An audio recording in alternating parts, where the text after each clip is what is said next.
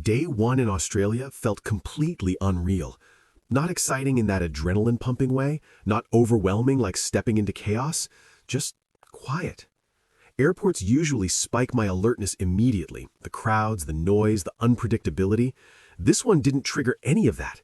People moved with clear intention, but without any sense of rush or aggression. Voices stayed low and controlled.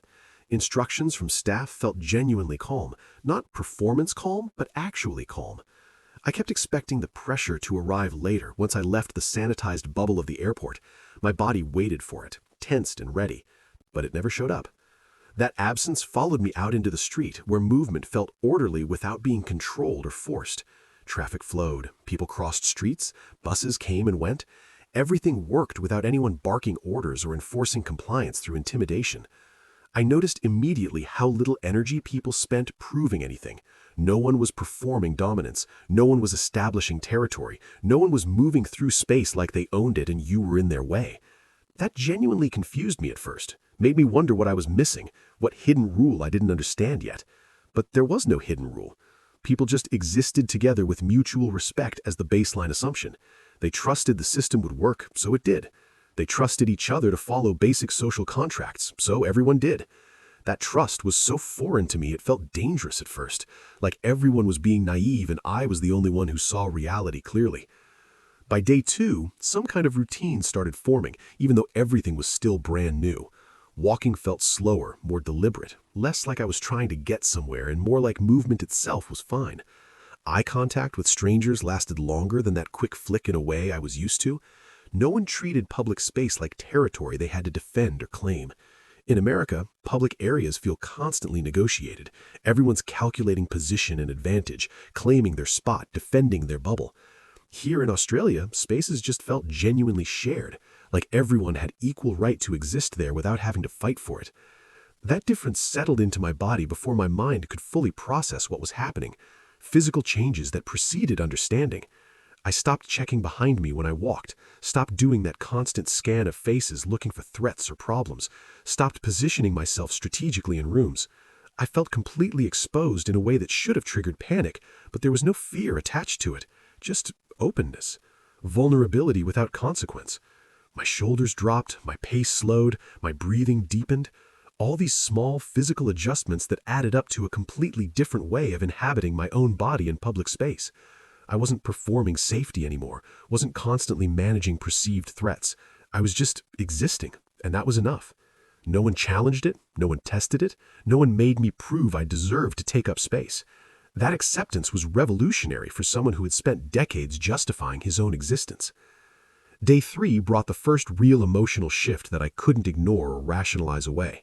I was sitting in a cafe in the afternoon, just watching people and traffic go by, and I suddenly realized something startling. I had not felt irritated even once since landing. Not one spike of anger or frustration. No traffic rage when buses stopped suddenly. No edge creeping into my voice during conversations with service workers. Small delays at the store or restaurant passed without any internal tension. Someone bumped into me on the sidewalk and I just smiled and kept walking, instead of tensing up or making it a thing. That completely changed my internal pace in ways I'm still processing. I was responding to situations instead of reacting to them, taking a breath, considering, choosing my actions instead of being driven by instinct and adrenaline. That surprised the hell out of me because I didn't think I was a reactive person back home. I thought I was calm and measured. But compared to this, compared to actual calm, I had been running hot constantly, operating at a simmer that occasionally boiled over. Here, the temperature just stayed low naturally. Nothing kept heating it up. No constant provocations or friction or low-grade conflict. Life moved smoothly, and my emotions moved smoothly with it. I wasn't suppressing anything, wasn't white-knuckling my way through frustration. I just genuinely wasn't frustrated. The circumstances that usually triggered me didn't exist here, so the triggers never fired. That simple absence changed everything. On day four, I started noticing how little noise actually filled the day here. Not just volume, but aggressive noise. Fewer car horns blaring at every minor inconvenience. Fewer raised voices cutting through public spaces. Even crowds felt muted, people talking at reasonable volumes instead of competing to be heard. Silence didn't signal danger or tension like it did back home. It just signaled normal life happening. People comfortable enough with each other not to fill every moment with noise. That dramatically lowered my mental load in ways I didn't anticipate. When your environment isn't constantly assaulting your senses, your brain has actual bandwidth to think, to process, to be creative instead of just reactive. My thoughts slowed down without any conscious effort. That constant racing, spinning, calculating stopped. I could follow one thought all the way through instead of having it interrupted by the next crisis or provocation. Could sit with ideas. Could reflect instead of just surviving moment to moment. The difference was profound. Back home, I thought my brain just worked fast, that I was naturally high energy and quick thinking, but I wasn't. I was just overstimulated constantly, my nervous system responding to endless input by running at maximum speed nonstop. Here, with less input, my brain found its actual natural pace, slower, deeper, more thoughtful, more me. That realization hit hard because it meant I had never really known my own mind operating normally, had never experienced what my thoughts felt like without constant environmental stress distorting them. Day 5 really showed me the social contrast between cultures in sharp relief. Conversations with strangers and service workers stayed polite, but not distant or fake. People respected obvious boundaries without coldness or hostility. That balance felt genuinely rare to me, precious even. In America, interactions often swing between two extremes, either overly familiar, people getting in your space and demanding engagement, or completely cold, everyone avoiding each other like contact might be dangerous. Here, there was this middle ground I had forgotten existed, warm but boundaried, friendly but respectful. People engaged without assuming anything, asked questions without prying, helped without expecting gratitude performances in return.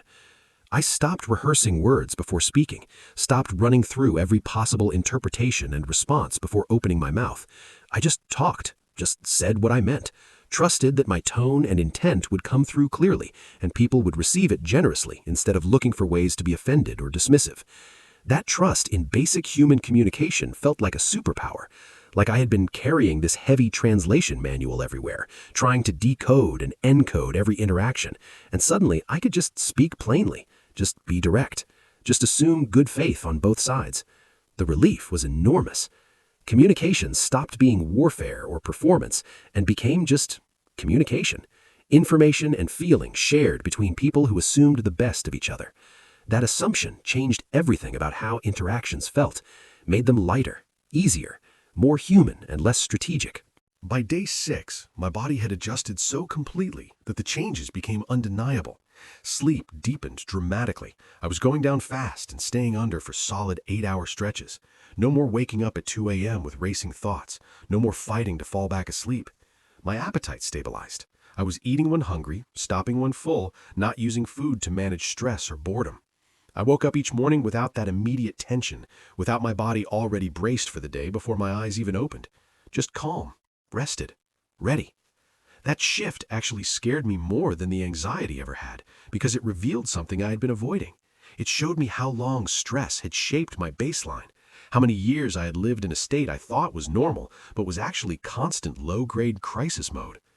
I didn't fix anything, didn't do any work or practice any techniques. Life just softened around me, and my body responded to that softness. Started letting go of defenses I didn't even know I was holding. Tension I thought was just my personality. Vigilance I thought made me strong. All of it started dissolving because it wasn't needed anymore. The environment wasn't demanding it. And that realization was both freeing and devastating. Freeing because it meant I could be different. Devastating because it meant I had lost years to unnecessary suffering, to adapting to an environment that was harming me, time I would never get back. But at least now I knew.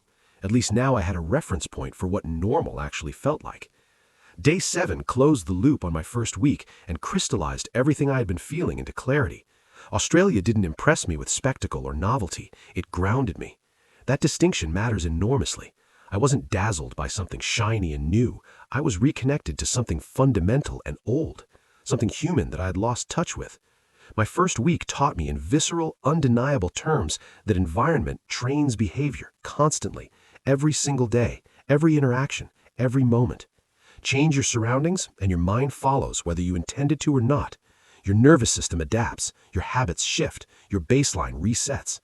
I arrived in Australia as a quintessential American, tense, alert, defensive, fast-moving, always performing, always competing, always managing threats. 7 days later, I felt human again. Not Australian, not transformed into someone else, just human. The version of myself that existed before years of environmental stress shaped me into a defensive adaptation. That person was still in there, still me, just buried under layers of necessary protection. Australia didn't create someone new, it excavated who I actually was underneath all that armor. And that person was so much better, so much calmer, so much more generous and open and present. That's who I want to be. That's who I'm going to keep being. Because now that I've felt the difference, now that I know what's possible, I can never go back to pretending the old way was acceptable. It wasn't, and I deserve better. We all do.